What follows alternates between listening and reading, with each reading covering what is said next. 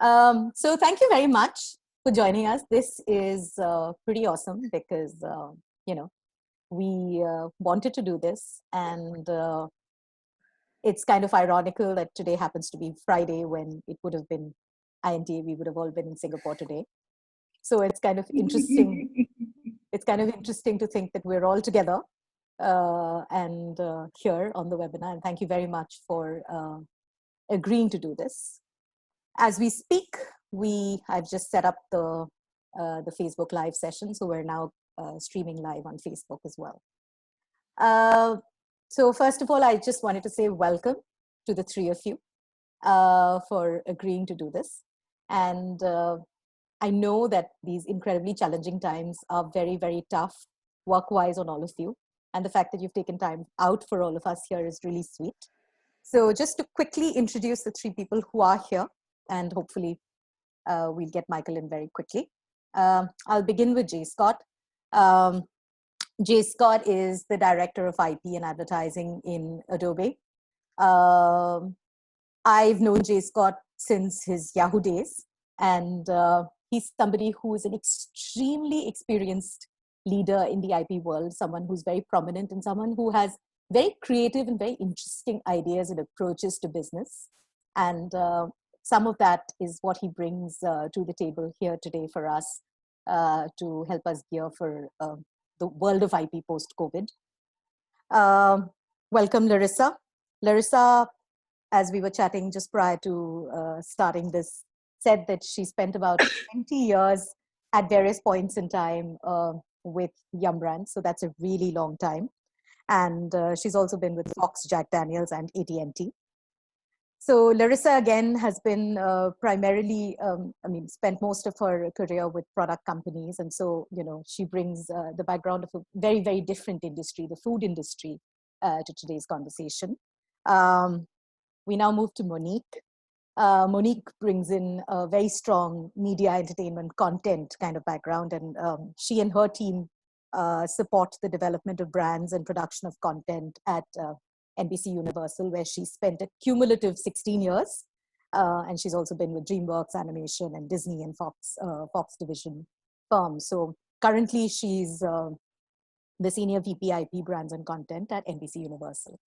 So three people, and hallelujah, we also have Michael, who's come in right at that moment. It's like fashionably late to a party, just at the moment when his name is called out. So we will very soon see him here on our screen. And Michael is, there you are. There's Michael.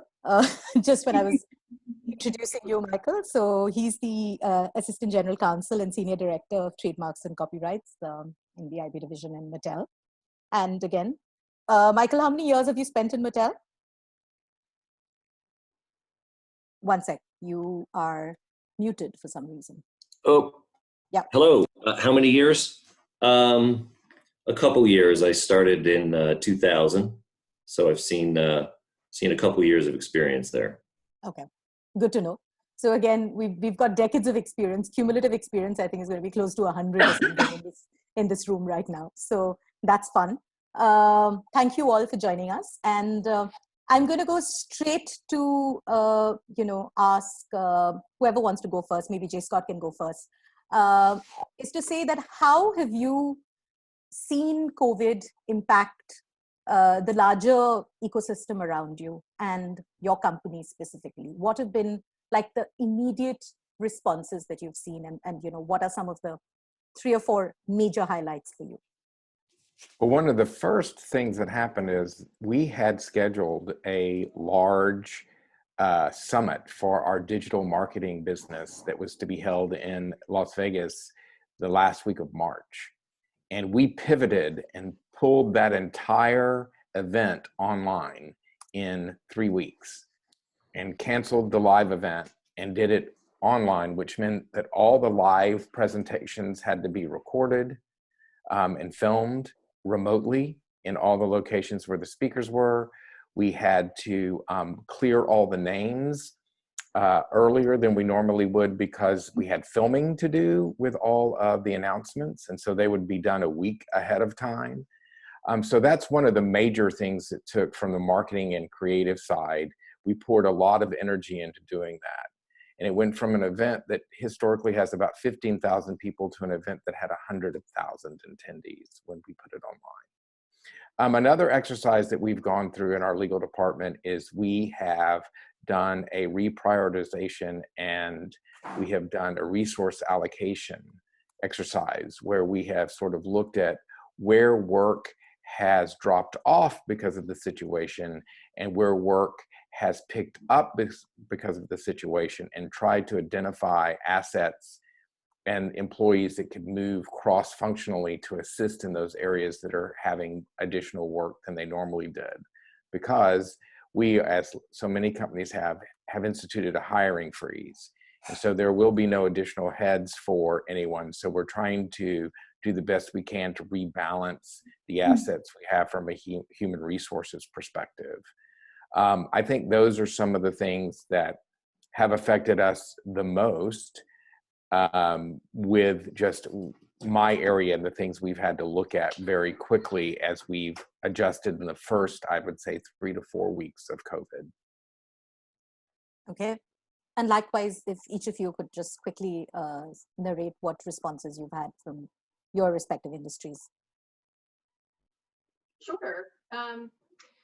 So I think everybody knows how the restaurant industry has been impacted. We are definitely an industry everyone can relate to and sees every day and interacts with every day. For us as a department, because things were happening so quickly in different markets around the world, we were adjusting and still are every day to what's happening in a particular restaurant, in a particular market. Not just what their IP needs are, but Yum is very people first. So we are all about the restaurants. All of our headquarters are called restaurant support centers for that reason. Most of us have been through restaurant training. And so when the restaurants get shut down or when their systems are changed, and that has happened everywhere, dine-in has been closed in most of our markets for at least a month. In many cases. And so the restaurants were shifting very fast to new delivery and delivery aggregator relationships from a legal perspective, new curbside technologies. How can we interact with customers? How can we support the employees from a safety and hygiene perspective? And then how can we support them from a trademark perspective, since our marketing messages have changed also extremely quickly. We know from consumer data that people want to know what restaurants are doing to make them safe. And so a lot of our marketing changed really fast and is still changing to communicate that message really clearly and even step by step. And South Africa, for example, is cleaning their restaurants every 30 minutes. And that's a big part of their ad kind of spend right now. So I think those are the kind of the biggest impacts that we've seen and that we're continuing to see. So Monique, do you see an upsurge in business, or has it been different across the different pieces that you're responsible for? So it really depends. So for example, all of our theme parks are closed. However, we are in the process of opening another theme park in Beijing. And, sort of given, it was very interesting because since my team is global and we really are also working on that global scale, China had closed, earlier. So they had closed in January, February, and then in March started to get to that point where they were reopening. So while the rest of the world was essentially closing down, China was then actually opening back up. So despite the fact that, all of the rest of our theme parks are closed, that one is full steam, we're still full steam ahead on that one. Another of the effects is all the theaters got closed. So that's clearly a huge issue for all of the studios who are releasing movies into studios. We were the first studio to make a pivot so that we were taking movies that were in theaters directly to consumers' homes and going on demand. So, so we had 3 movies that were already in theaters that actually pivoted very quickly, which was a huge undertaking from the overall IP team of making sure that, that we didn't have a lot of piracy out there. So that was a massive undertaking that I think we had about a week, maybe 7 days to really sort of fortify the fortresses in order to make sure that you had the protection that you needed. And then we also released a new movie. So we released Trolls World Tour, an original that was supposed to be a theatrical release, and that also went directly on demand, as well as in the limited theaters that were open. So we're definitely seeing, immediate pivots, but we're also seeing, and then, we did a soft launch of our new streaming service last week. So there's certainly parts of our company that are, slowing down, for example, our parks, and then production clearly has gotten shut down for the most part. Not completely, but just a lot of the live production. But it's always amazing to sort of see the areas that are not and the areas that are full steam ahead. We just announced that we acquired another company recently. So despite the fact that there are certain slowdowns, from my team's perspective, we've sort of seen an uptick. So we're I'm sure that the panelists would agree, but we're working harder than ever. Has that been your experience too, Michael? Yeah, you're working harder than ever? For sure. Look, I mean, with respect to Mattel and the toy industry generally, I'll say COVID's affected us in a few ways, right? So we have, as a company, a lot of our largest customers have physical store presence, and so our sales obviously have been affected. And in terms of the stock is still on the shelf and it's not moving as quickly, at least on the ground. However, in the online marketplaces, there's an acceleration there. We've already seen over time that more and more of sales are happening online. More and more of our revenue happens online. In some markets, it's remarkable how much of our revenue we get from online sales, and that COVID has just accelerated that process ridiculously. So we're seeing that. But in addition to the physical stores being closed, we've had the challenge that many municipalities in some countries, have not put toys on their essential products list. So if a product isn't essential, then you cannot sell it. So we've had we've been working with municipalities on that to try to work around that. And if you're a parent, that they are essential, right? Toys are essential, and especially when you're working from home and managing all that we're managing now as we're social distancing. So that's affected us. However, what we have seen sort of in a fun, positive way, is that our game sales are up triple digits. More and more people are home, and we see that we saw a big bump that in triple digit sales, but that seems to be sustained at the moment, and that's across really the toy industry generally. So it's fun. More and more people are playing games together, and we'll see. I think hopefully once they start playing games together, they'll continue to play games together. That's what we think will happen. So a lot of our game properties now are of course they're already important to us, but a really important now source of revenue during this period. And so do you see an increase in counterfeits as well? Well, yes. I mean, we do, and we expect to see counterfeits online increase, because there's nowhere for the counterfeits to go generally. That's the place that counterfeiters will sell their products. So we have rapidly increased our ability or our capabilities in terms of online takedowns across the globe. But do you also think that something like COVID would necessarily impact the counterfeiting industry to the extent of saying that, people are going to have a lot less money to spend, with layoffs and things like that. And that, do you see that as having a correlation with an increase in counterfeits, possibly in a post-COVID scenario? Yeah, I can see that happening for sure, Shui. Yeah, certainly people will look for the bargains, and the bargains will potentially be the counterfeits, right? They'll be less expensive than our genuine quality, safe products that we make.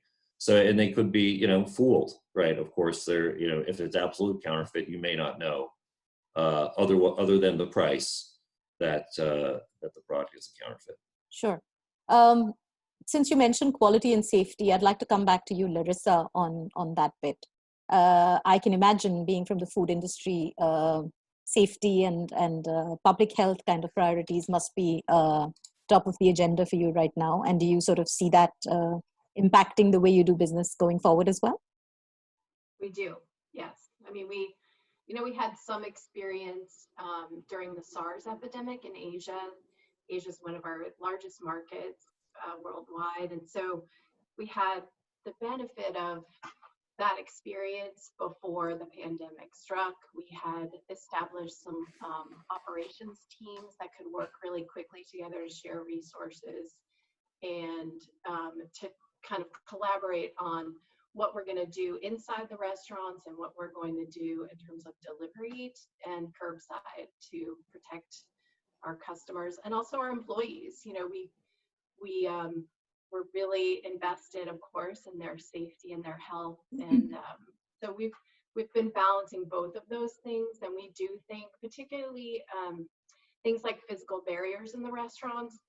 You've seen them at the grocery stores also. Those plastic barriers between you and the person selling your product. We think those things will probably stay. Also, contactless delivery is something that people are comfortable with. And especially, I think it's going to vary a little by market, but we think those are things that will last after this is over. And there's some good to that too. There's an opportunity for us to improve our technology around delivery. Certainly, there's some exciting things that Taco Bell is trying right now. They turned their RSC into a truck stop drive-through because we realized our drive-throughs aren't tall enough for large trucks and larger vehicles. So we've made some adaptations there. And we think those things will last too. I think the third category is kind of the pop-up mobile food options. When a lot of our restaurants closed, we were donating food everywhere pretty much, or trying to get it to hospitals or first responders to prevent waste, but also because our restaurant operators are so close to the people in their communities that while they were worried about their own health and safety, they were watching, like we all are, everyone Sure. around them struggle. So there was a big push within the restaurants to get that food out. If they were closed, they were going to get it to their community. And so we've definitely started looking at new ways to serve people, like the pop-ups or mobile truck, going to neighborhood parking, Sure. making it accessible and safe.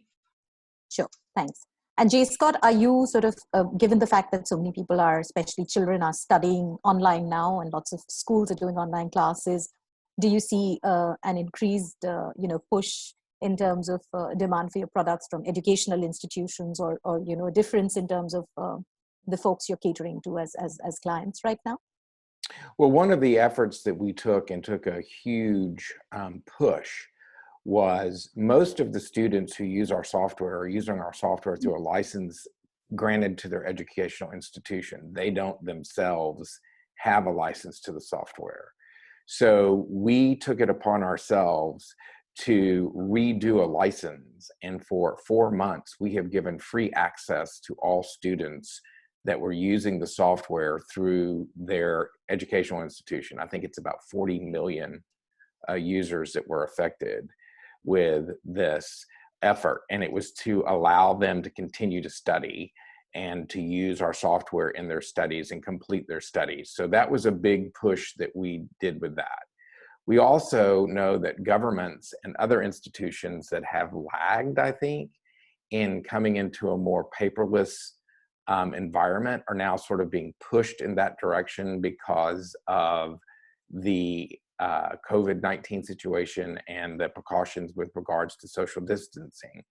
So one of the things that we have done is we have extended our free trial for some of our business-oriented software to 3 and 4 months to allow people to get comfortable with it and to try it and experiment with it before they make a financial commitment to it, because a lot of these institutions have been reticent all along to go digital. So we're trying to make opportunities for them that to sort of ease the pressure of dealing with the transfer, because this is sort of not a planned evolution.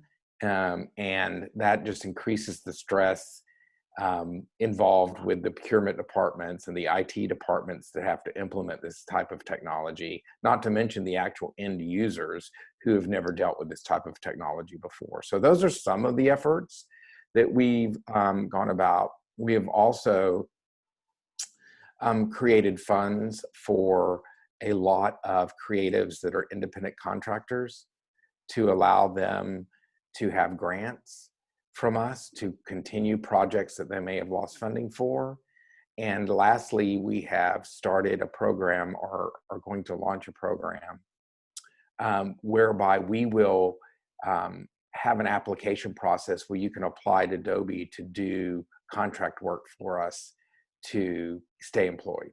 So projects that we may have that we might have typically gone to a larger vendor, we're trying to reach out to the creative community and offer them that opportunity. So those are some of the things that we have done, and all of that is required different thinking with regards to the legal risks and liabilities that are involved in how we deal with those.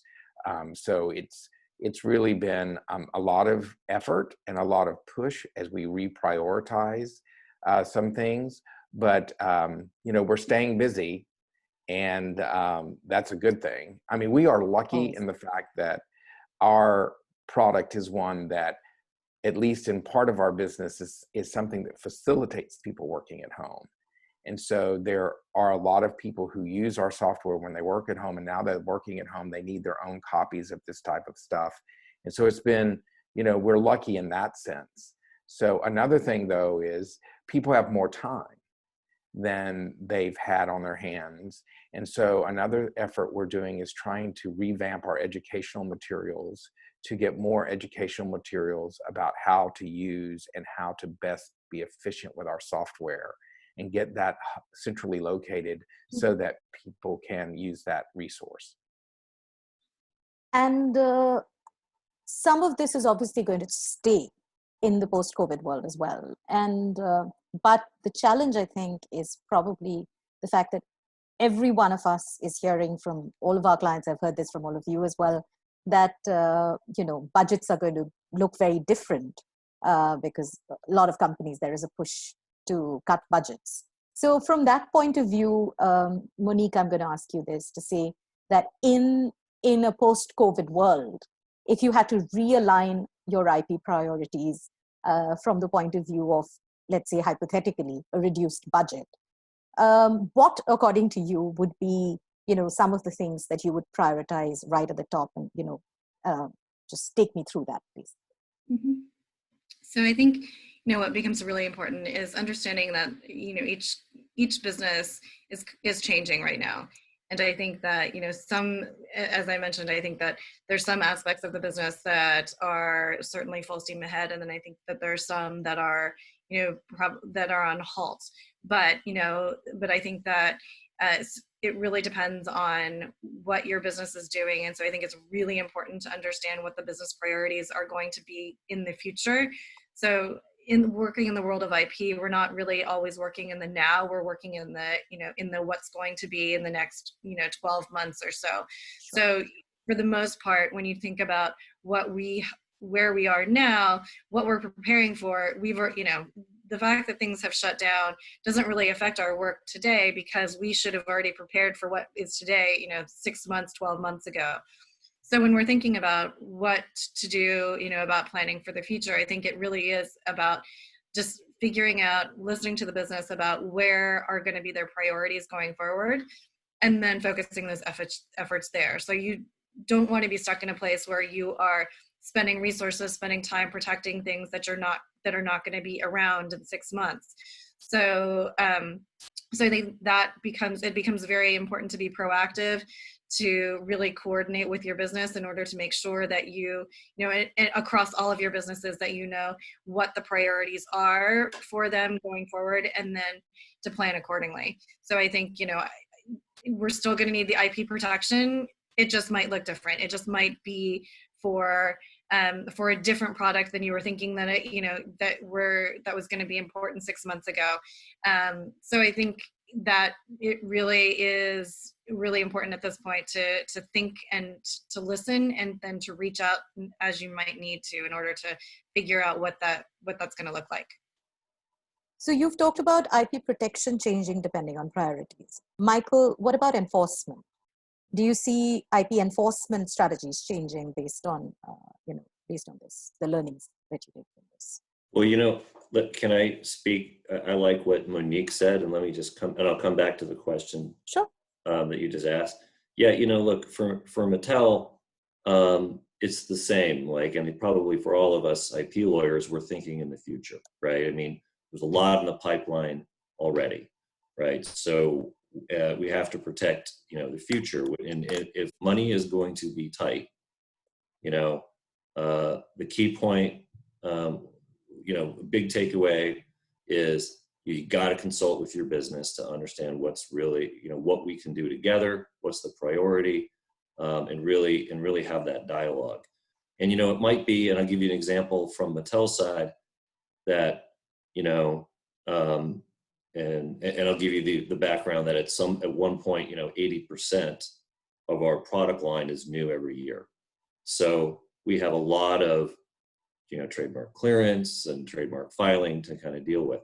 It may be, for example, in my case, that I tell my business, look, instead of using 3 trademarks on your package, you use 2, right? You have Barbie the line, you have, the Dream House as Barbie Dream House, and then you don't have to have another trademark under that, Malibu Edition or something like that. So try to reduce the number of, times we have to clear trademarks or think about, exposing the company to risk when you put language, on packaging and use language and social and all of that. So I think there's going to be a lot of education, a lot of dialogue, about how you can work together with your business going forward. So,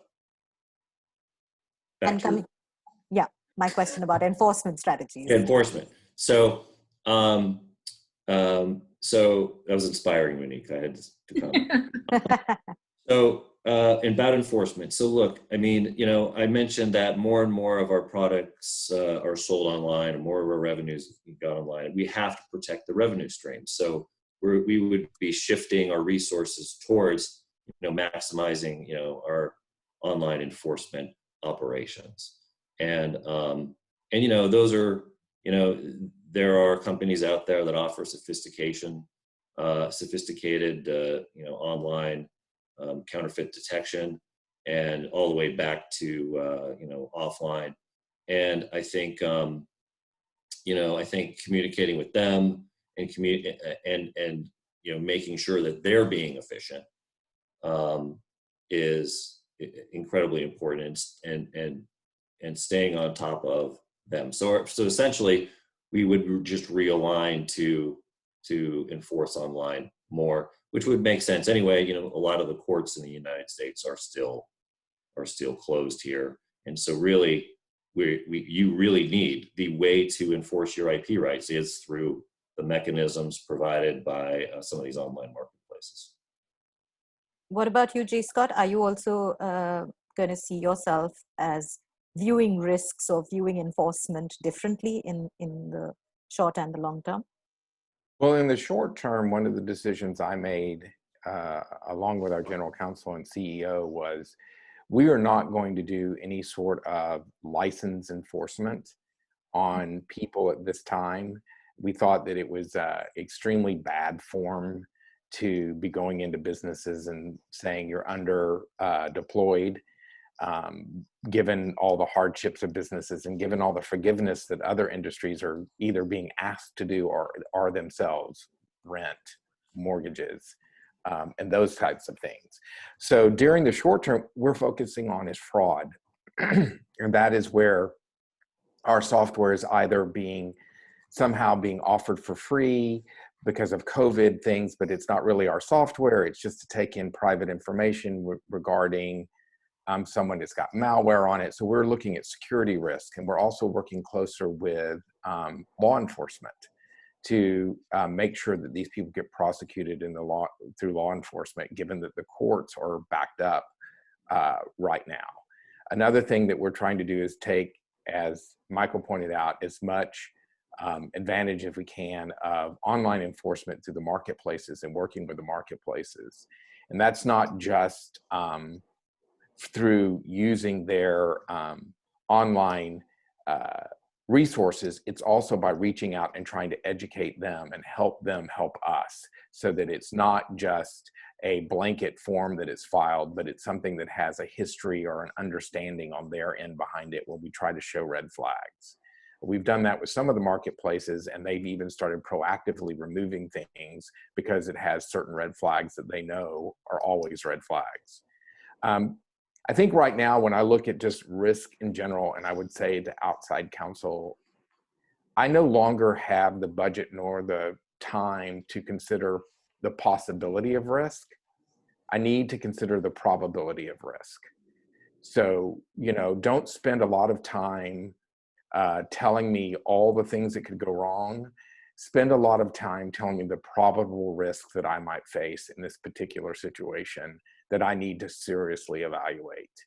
I think right now, for outside counsel, what I would say is some of what you're doing is an investment in our future relationships. Things here are tight and tough, and we are fighting very hard under a lot of pressure to deliver with less. And you need to help us succeed in doing that. And then when things get more flush and we have time to do a little bit more deeper dives, and we can sit around and have discussions about possibilities or how we want to proactively handle the possibility of risk going forward, that may be a year or two before we get there. But at the particular time, what I need from you is, when I send you something, answer my question, and don't answer my question in a way that's seeking additional work. That's a decision. I've been doing this a long time. I'm happy to tell you when I need additional work. I've got enough to do. If I need your help, I'll ask you for it. But I recently asked a foreign counsel for a particular answer, and I got partial answer and then a solicitation for additional work. And that's really not very helpful, because now I have to go back and say I didn't get everything I wanted. So I think it really behooves us to know that we have to be partners right now. We're all in this together, and we have to work together. And I'm happy. I think one of the things outside counsel can do is to ask questions when we meet. What is it you need from me? What are you wanting? You want an executive summary? Are you wanting a deep dive into this? What's your biggest concern? Let me tell you what I see as the biggest concern, and then we focus on the biggest concerns. We don't have time or the resources right now to get everything perfect. What we need to do is make sure we're having business continuity as best we can and handling those probable risks in the best way possible. And the business is thinking that way. A lot of them are going into new areas, and they're becoming much more entrepreneurial about what they're doing. And they don't want to bring legal in if they think they're going to have a 45-minute meeting. And we talk about 6 things, and only 2 of them are ever likely to happen. The other 4 are pie in the sky. They are risks, but in the reality, they're probably never going to come to fruition. And so we have to be very careful about that, because we're protecting our relationship inside to make sure that we're seen as a partner that's giving them the lay of the land, but also pushing the business forward so that they can achieve the goals they need to be. And we're only redirecting them or stopping them if we see a real risk. Thank you, G. Scott. That's a really great thought. And I think it's a great lesson for all outside counsel there. Larissa, similarly, what are you expecting from outside counsel at this point? I think we're really expecting more of the same, more of the partnership that we have. We have, like everyone, a lot of long-term relationships with our firms. They understand our business.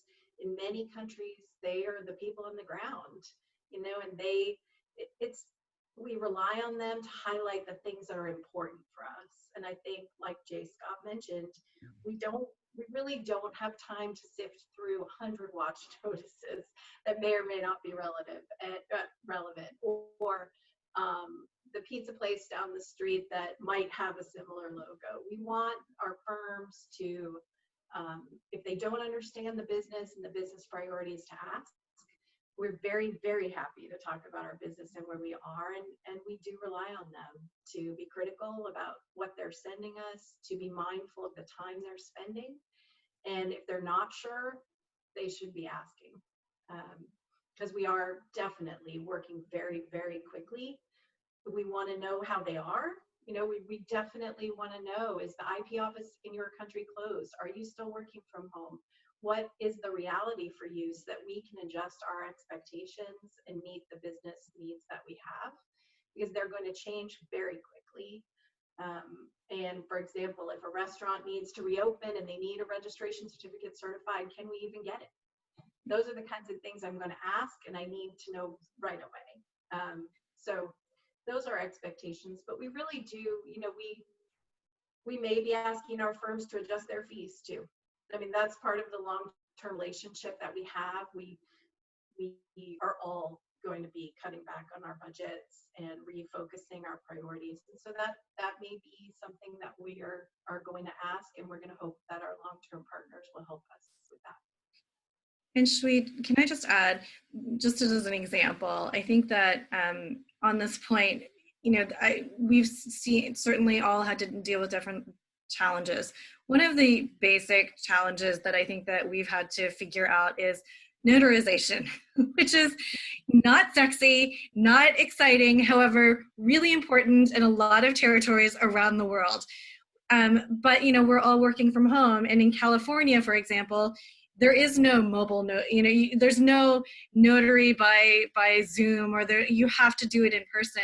And so then, by the way, then if they need the original, then the question is, how do you get the original from your house to wherever it needs to go? But, I found that the outside counsel that, were proactively thinking about this and thinking, okay, give us a copy now.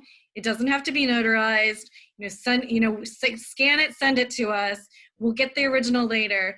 Was great compared to other folks who are like, no, you got to send it. And then when we had to push, and then they're like, oh, you know what? If you give us a general power of attorney, we can sign that later. But for our country, you don't have to produce it, so you don't have to do the notarization or the legalization. But it was just such a small thing. But the idea that the firm was actually thinking, let me help you solve this problem, instead of, okay, no, you have to have it to us like 2 weeks ago, like we need it like by Friday. That was huge. And I think that's an example of how even on small things it really makes a difference, because those of us sitting at home trying to figure out how to do this and have to sign everything we're not going to be able to figure it out. So I think that the recommendation that I had gotten from my company was go to a bank and find So anything short of going to a bank, I would appreciate. Michael, what tips to external counsel? Sorry, Larissa. That's just very practical things that we're all dealing with, and sure. Everyone understands that when you raise it. It's just that sometimes you get so busy in your day-to-day that if the firm can anticipate that issue and help you with it, that's just enormously appreciated. So I'm hearing two things from all of you here. One is that you are expecting us to sort of be greater allies, to think about the business priorities, to put ourselves in your shoes, and to say we're all in similar positions. So let's think about creative ways in which we can deal with the problems at hand. And two, not to bombard you with ways in which we can meet our missing chunks of billing targets. So Michael, what's your advice to external counsel? What is it that you'd Well, like to gosh, say? yeah, I mean, hitting on the themes, it's, look, understanding that, if this is a long-term relationship, we're in it together and, we'll work together. We appreciate firms that know that, that work practically and as if they have skin in the game. They know our business. They understand, like where, what we really need. And then if we are, if they know that things are going to be tight. And this happened back, say, in the 2008 financial crisis as well, that they'll work with us on rates. They'll find ways that we can preserve our, the company's cash. They'll think, proactively about, well, do you need to file this now, or do you have a grace period, or what do you need? How do you, think like you're part of our business, because it's just an extension of it, and that would be the value I think outside counsel bring and that we appreciate. Sure. And if you were talking to, say, a hypothetical in-house counsel of, since we have a lot of in-house folks who are listening in today, if you're talking to a hypothetical in-house counsel of an IP, of a company that is heavily dependent on its IP, and this hypothetical in-house counsel suddenly has reduced budgets and has to figure out a way to determine what are the IP issues they should be prioritizing and how, what is your advice to this hypothetical in-house counsel? Michael, you want to go first, and then, Yeah, sure, I'll go first. Yeah, look, I mean, it's all about, as an in-house lawyer, you have to understand your company as well. Like, how IP dependent are you? What is the IP that drives your company? You'll hear our CEO say constantly, we are a high performing, we are an IP driven, high performing toy company. IP is what we have as our value proposition. So when, if you're going to face forced reduced budgets, then you go and then have those discussions with your business about really what matters, and things that they can do to help, reduce the amount of clearance costs, the amount of exposure and the risk that the company would take by, using IP. Hey, there could be some IP that you have that you can continue to exploit, and you wouldn't need any additional clearance or anything like that. So you really go back and take it to the business. There has to be you have to understand your business, and you have to have the dialogue with your business partners. And then, by the way, I'll actually, one more thing, and you have to bring to your business partners the point that you're bringing value, right? How you have to show that you're, and I can't say this, emphasize this enough. I think as in-house IP counsel, we constantly have to show what we're doing. It brings value to the company. Oftentimes we're taken for granted, by certain sections of the business, and just showing what we're doing, that we're working to save money, that we are having an effect positively, that brings additional revenue into the business, and you're able to do that a variety of different ways. And again, it really depends on what your company is. What I specifically do will be different from potentially what Larissa does, potentially, and J. Scott and Monique, but that's what I would say. Sure. And J. Scott, if you were faced with your rookie self from many, many decades ago, what would you advise yourself to do as a young, new in-house attorney? I think one of the things right now that is most important is that you remain malleable, and that you realize that you need to rethink everything. So we've recently had a couple of situations where one of the things I've tried to work with my team on is streamlining processes that we've had in place for a long time, because they're just really difficult in a remote situation.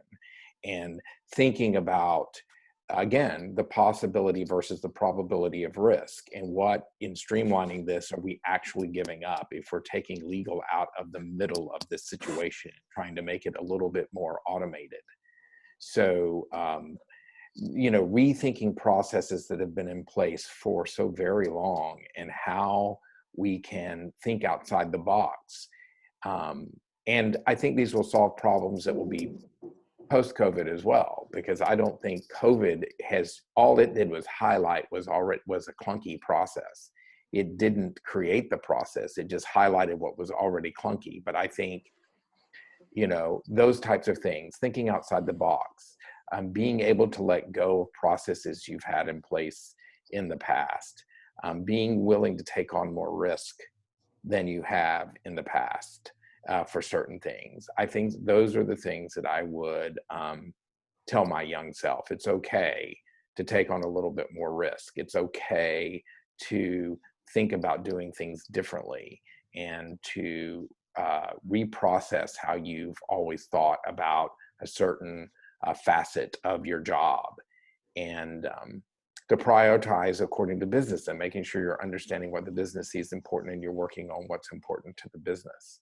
I mean, in a post-COVID world, there's a very good chance that markets that we have always felt like were very important, we may have to do a total reevaluation of all the market analysis we've done for what's an important market for us, because the economies in those markets may be very different, and we may have to do a whole review of that.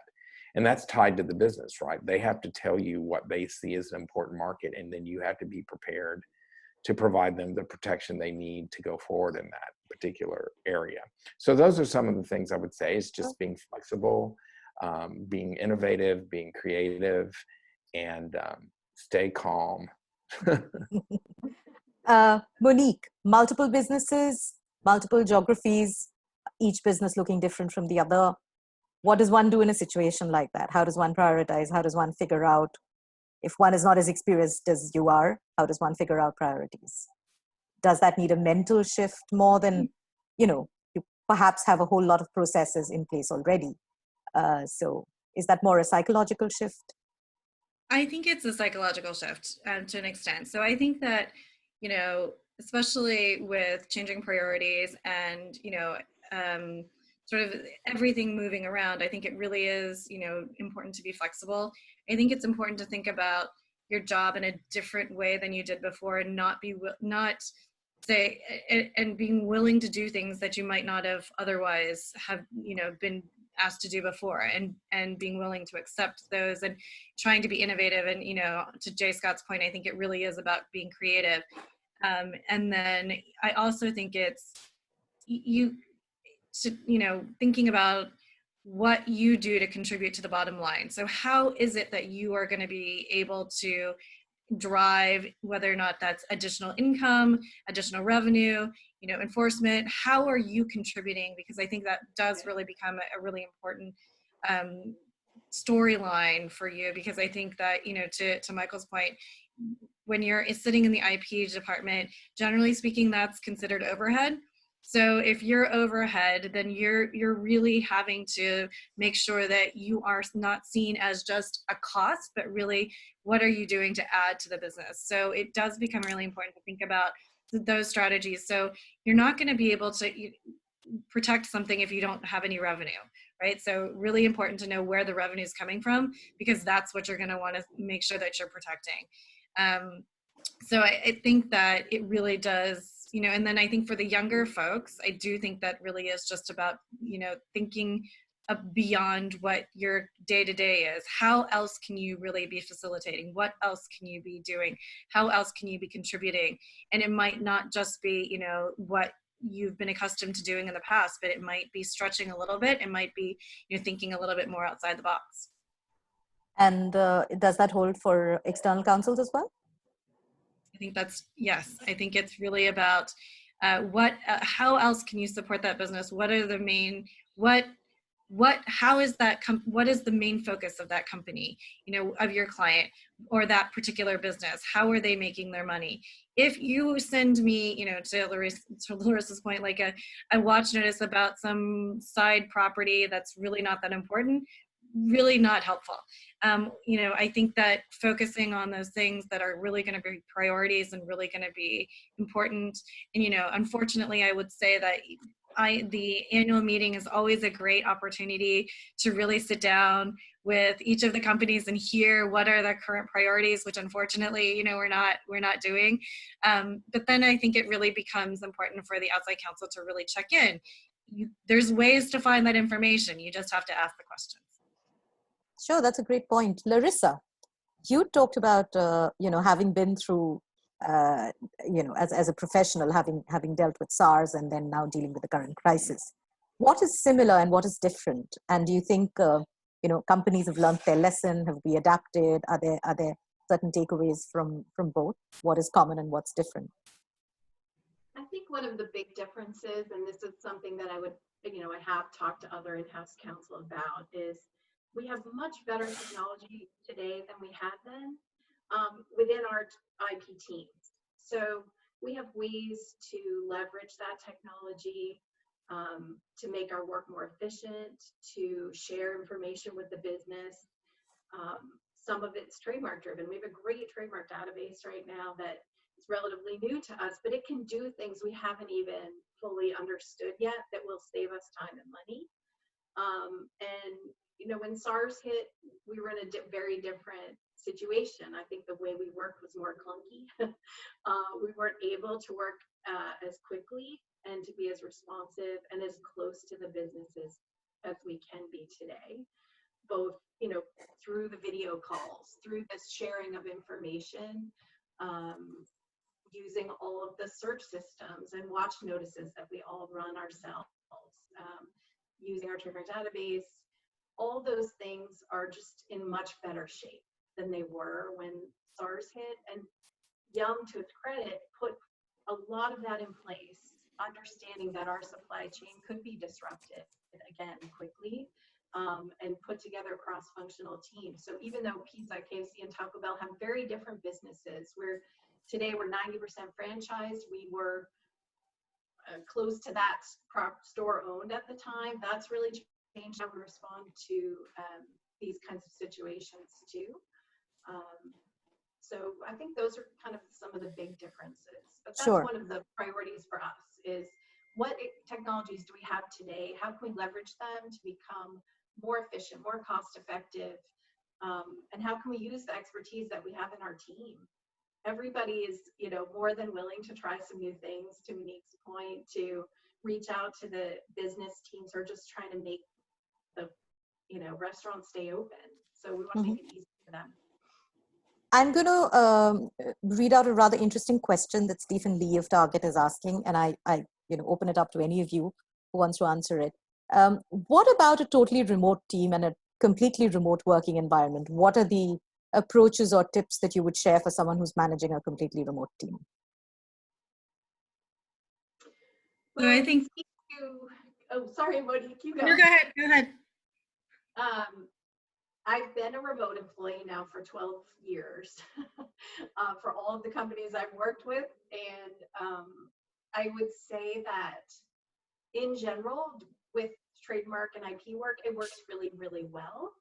I think what's important to that, if that is the transition that your company undertakes, is to have a really good kind of policy and structure in place for that work to happen, so that you understand, even when someone's remote, when are they available?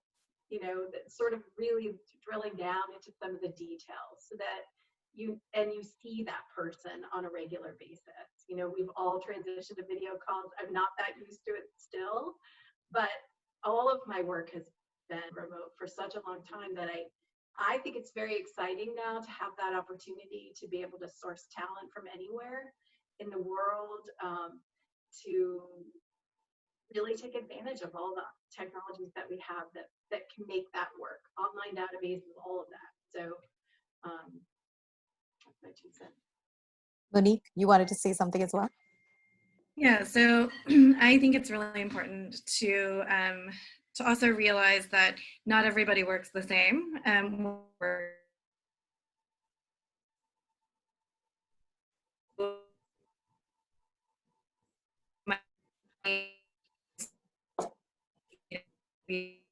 Is it me or is it Monique?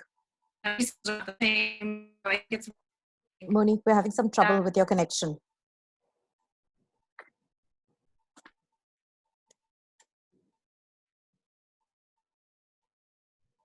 Yeah, none of us can hear Monique. Well, let me jump in and Yeah. just say, Do you want to jump in, one of you? Yeah, I'll jump in and say, we, my team started all remote working, of course, within 24 hours notice, right? We just left. I said, grab everything that you think you may need for a couple of weeks to a month, and let's go home and work. So, fortunately, we have the technology in place, and I think the thing that has really helped the remote work team is just having certain rituals, right? People do all work differently, but at least have some standard rituals. I have a group team meeting twice a week. I call it the coffee break with the team, where we just kind of get together and chit chat like you would in the office potentially, but you don't necessarily get that when you're home, and it keeps the team cohesive. And people just hear about other things that are going on, and just that alone is kind of really helps build the team. We're all going through this, so that's been, I think, super helpful, having these team meetings twice a week where we can all see each other. Some of us can see into each other's living rooms and things, and really we get to know each other just a little differently, a little better in some ways. But and then I also set up regular times where I speak with my team, so they know, and it keeps the work flowing. And I find already, and I've heard this from several colleagues, the working from home, I think we're more productive, actually. In fact, there's a danger in burnout. So I think one of the messages I tell my teams: make sure you're getting up and you're walking around, and you're setting those rituals for yourself, because the work you just go into your office and the work's going to be there. And I found that that to be super helpful. Your team's very well behaved if they're only taking coffee breaks online, because I think everyone I know is doing cocktail hours. Monique, what were you saying when we lost you?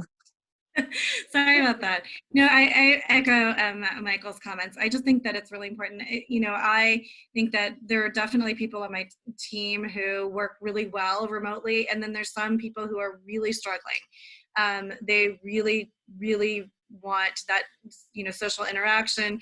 It really means a lot to them. So, we not only do team meetings virtually, web team meetings, but we're also doing sort of, trivia days, and so we're doing lots of different social events to really keep people engaged, because I think people are working more. I know that I don't normally get up from my chair for 10 hours, so I think that it's really definitely a balancing of making sure that people aren't getting burned out. They also feel connected, and that and then I have a lot of folks who didn't have computers at home, right? So they didn't have chairs, they were using televisions. So from a technology standpoint, we're not all set up the same. So I think that's also really important to recognize that not everybody is sort of similarly situated as yourself. Sure. And lots of people, as you're discovering now, don't have pots and pans either, right? Yes, exactly. Okay. We're already over time, but since we started late, I'm going to take one last round of, famous last words. Larissa, you want to go first? Oh my gosh, it's so hard for me to sum up everything that's happened on this call. I think it's a really interesting topic. I'd love to revisit this discussion in 6 months and kind of see where everyone is at. It's been a really amazing 6 weeks, full of challenges. I think to Michael and Monique's points on getting to know our our colleagues better and in different ways, getting to know their pets and their children and their daily lives. It's really nice. And I hope that in whatever way we all move forward, we continue those connections, because I think it means a lot. J. Scott? I think for Michael, Monique, and I, we have only recently found out that the shelter-in-place order is now open-ended. And our governor has been very clear about, I think it's 6 pillars that he expects to take place before he is going to loosen those restrictions. And he just spoke this week saying, everyone relax, we're not even close to any of the pillars. I just wanted you to know. So I think where I know I am and my team is, I think their headspace is just getting to the point that this is not a situation that's going to resolve itself in the next month. And so it's gone from a temporary situation to a more permanent situation. And so that's one of the reasons I think now people are, to Monique's point about notarization and others, starting to focus on practical issues that they didn't think they were going to necessarily face because they'd be back in the office in 30 to 45 days. And so I think it's now taking another look at where we are and making sure that it's sustainable for an indefinite period of time. Because so some of the things we've done is Adobe gave every employee $500 in order to spend on office equipment for their home. And so a lot of people didn't spend that money because they thought, well, why would I spend that money? And now I'm encouraging people to do the things they need to make themselves more ergonomically comfortable. Another thing that I stress very much to my team is get outside once a day, whether you sit out in the sun and you work on your computer, or you just post a message and say, I've gone for a walk, or you've done something, get outside the house, because you'll sit there, as Monique has confessed, for 10 hours in the same seat. And that's just not healthy. It's not healthy mentally, it's not healthy physically. And so doing those things. And then as Michael pointed out, and Larissa pointed out, just staying in contact with your team, not only in a formal setting, but also in informal settings. So one of the things we have done is we've done some happy hours where we've played games, but we have also have a standing lunch. And we have lunch together every Thursday. And so everybody can just chat together and talk about what they're having for lunch in your office.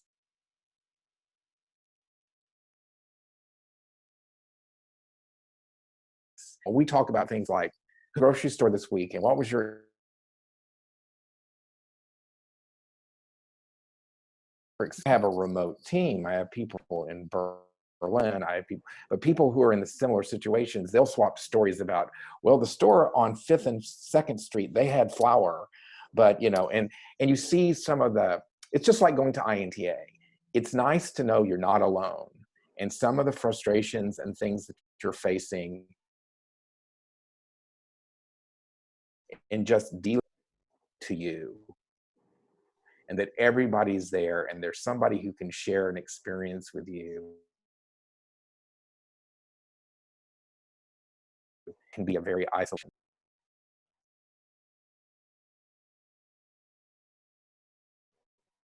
I mean, I would say, you know, I like to be on your team and Jay Scott's team for the happy hours at least.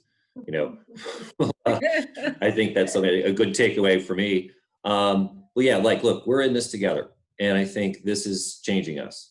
This, and everybody knows that. That's and you know, it'll be fascinating to see how it does over time. I'm telling my people, because of where we are, get settled in. You know, we may not be the ones that go back to work immediately, right? Because, you know, we can easily, you know, we can more easily work from home, and Larissa's proven that, I think, for years, right? And it turns out we can, and it may not be for some of my team, for some of the other colleagues I work with who have to actually sit there in the workshop and develop toys, they may have to go back, but we may have to go, we may be on this for the longer term. So I think the thing is hey, you know, we will, you know, we're experiencing all the benefits of all the new technology.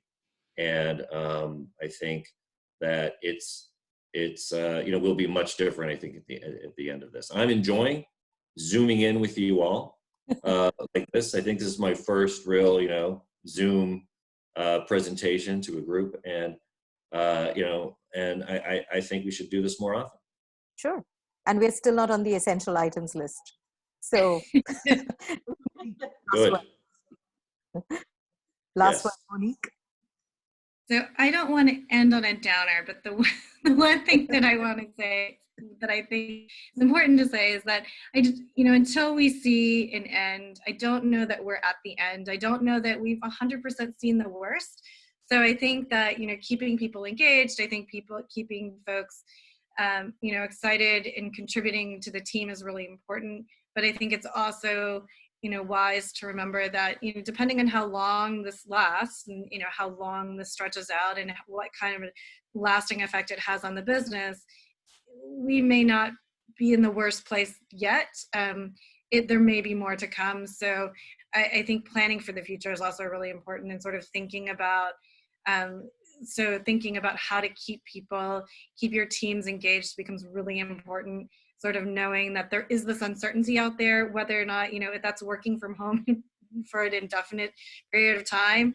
I think, as lawyers, I think we probably will be the last ones back, just as lawyers. And then as the IP department, we have production, we have so many people who we need to get online way before us. We have news divisions with news reporters who are going into the office, clearly. So, but I think sustaining that, the mental stamina really, in order to really get you through this, really, I think becomes important. And the most important part of that sustaining is remembering that today would otherwise have been our first night in Singapore. And so I'm dealing with my withdrawal symptoms by getting all of my inter friends together here. Thank you so much for doing this.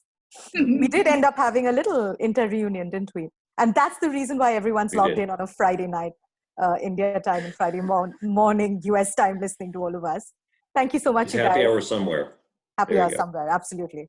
Thank you so much for doing this. This was great. Thank you. Okay. Bye-bye. Thanks, everybody. Bye-bye. Bye, everyone.